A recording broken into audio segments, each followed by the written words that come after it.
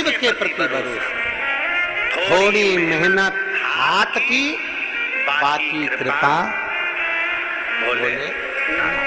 मेहनत करो, परिश्रम पीछे नहीं है। कोई तुमसे कह दे कि तेरे बस का नहीं है, कोई तुमसे कह दे कि तू नहीं कर सकता,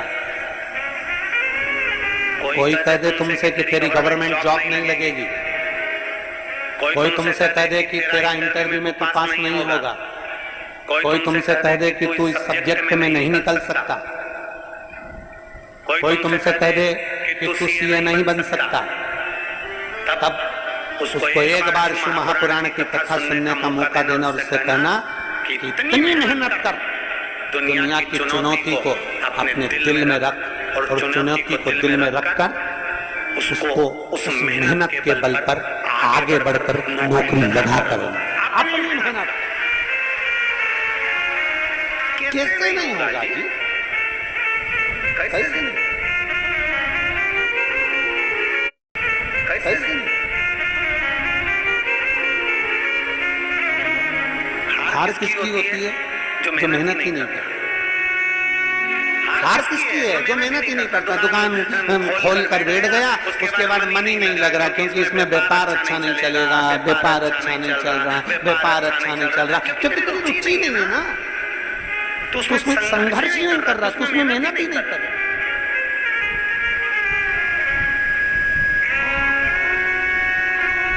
थोड़ा मेहनत करो, संघर्ष करो।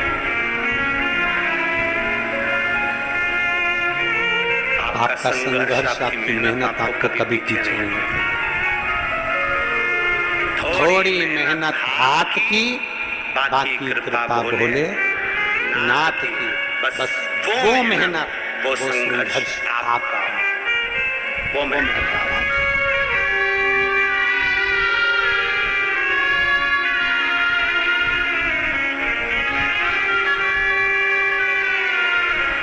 और महाराज जब हम पूर्ण भरोसे के साथ में देवदेव महादेव की भक्ति में रम जाते हैं, हम पूर्ण विश्वास के साथ में भगवान शंकर की अविरल भक्ति में जो हम रमते, हमारे ऊपर शिव की दृष्टि पड़ती है, शंकर की दृष्टि पड़ेगी।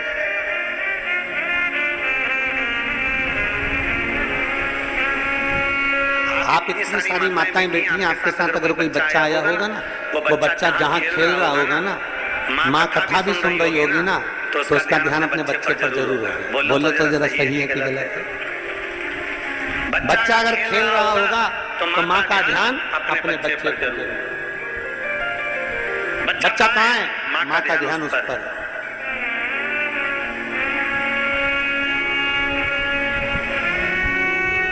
अपने बच्चे पर माँ का ध्यान बना रहता है, अपने बच्चे पर पिता का ध्यान बना रहता है, उसी तरह एक लोटा जल चढ़ाने वाले पर मेरे शंकर का ध्यान बना रहता है, बना रहता। आप शिव के मंदिर में एक लोटा जल चढ़ाने जा रहे हो, शंकर का ध्यान आप पर है, भगवान शंकर का ध्यान आप शिव कथा सुन रहे हो, भगवान शंकर का ध्यान आप। सबसे बड़ी भक्ति कौन सी है? माँ शबरी अम्मा ने पूछ लिया राम जी से, नवदा भक्ति में सर्वश्रेष्ठ भक्ति कौन सी? नवदा भक्ति में सबसे प्रबल भक्ति कौन सी? नवदा भक्ति में सबसे श्रेष्ठ भक्ति कौन सी है? तो भगवान राम ने कह दिया श्रवणम। नवदा भक्ति में सबसे बड़ी भक्ति है भगवान की कथा को सुनना। जब हम कथा सुनते हैं, परमात्मा कानों के रास्ते से दिल में जाकर बैठ जाता है, हमारा विश्वास पक्का हो जाता है और हमारा दुख अपने आप मिट जाता है। श्रवणम सबसे प्रबल भक्ति है, श्रवणम सारी भक्तियों में श्रेष्ठ भक्ति है श्रवण करना, सुन लेना।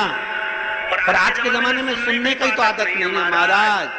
आज के जमाने में सास कह दिए हम किसी की नहीं सुनेंगे,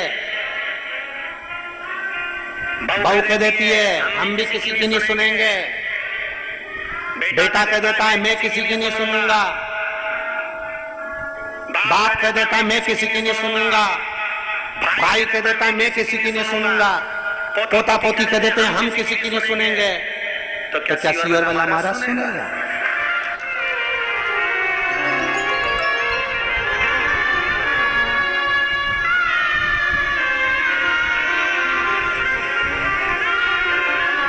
तो सही बात है, सुनने की आदत तो डाल ली है,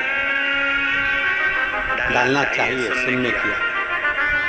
हम किसी की नहीं सुनेंगे, हम किसी के बाप की नहीं सुनेंगे, बाप का हम नहीं सुनेंगे, छोरा के हम नहीं सुनेंगे, सास के हम नहीं सुनेंगे, माँ के हम नहीं सुनेंगे, कल की आई हम तेरी सुनेंगे, और सास के मैं किसी की नहीं सुनूं, बेटा के मैं नहीं सुनूं, पोता के मैं नहीं सुनूं, पोती के मैं नहीं सुनूं, कौन सुने?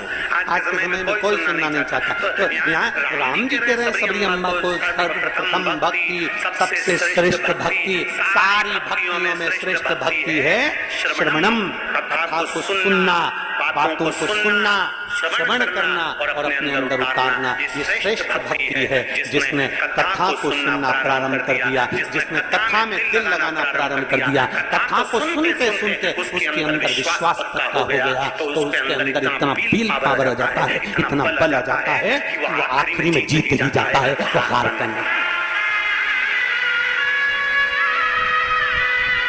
विश्वास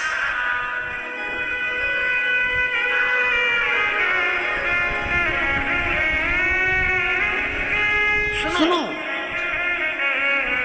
और बहुत अच्छा लगता है। देखिए सुनने में जो सुख है ना वो कहीं सुख नहीं है, श्रवण करना, अंदर विश्वास की जागृतता उत्पन्न होती है।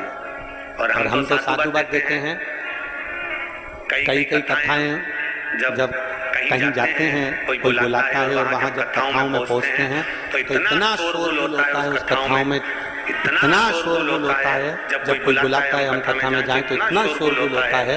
पर आप लोगों को मैं नमन करता हूं कि लाखों की भीड़ आती है। अभी भी देख लो 1 2 3 पंडाल खच भरे, उसके बाद भी एक सुई भी गिर जाए तो मालूम पड़ जाए, इतने साइलेंट होकर आप लोग कथा को श्रवण करते,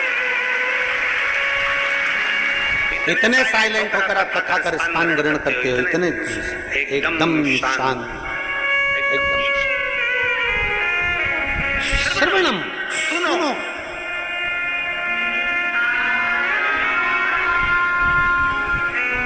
जितना सुन सकते हो सुनो। जब आप सावन के महीने में 2 लोटा जल महादेव जी को चढ़ाने के लिए जाओ, तब 3 चीजें अपने अंदर धारण करो। पहले नंबर का तो 2 लोटा जल जब घर से लेकर जाओ तो जरूरी नहीं कि दोनों हाथों में लेकर जाओ, एक लोटे के ऊपर दूसरा लोटा रखकर दूसरा हाथ से अगर कोई काम हो, पल्लू लेना हो या कोई कार्य हो कर सकते। नहीं तो तुम 2 लोटा हाथ में रख लो और पल्लू डालने में सिर कर लो। अब तुम्हारा लोटा हाथ में, बेचारा वो भेरू, ठीक है, थोड़ा और खींचो, ये बाजू का तो पल्लू भेरू ने और खींचा, ठीक है, ये पल्लू हमारा मुंडा में दे दो, ठीक है।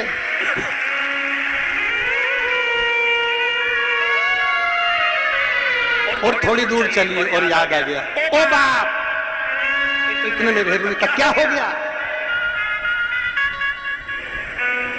क्या हुआ?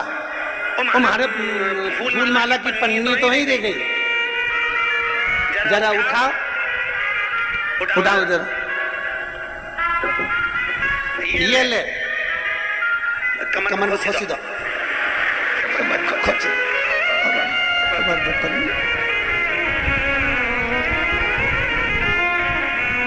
कैलाश पर्वत पे जाके रहूंगी, भोले को अपना पति भी के अच्छा शंकर हुआ और अच्छा जल हुआ।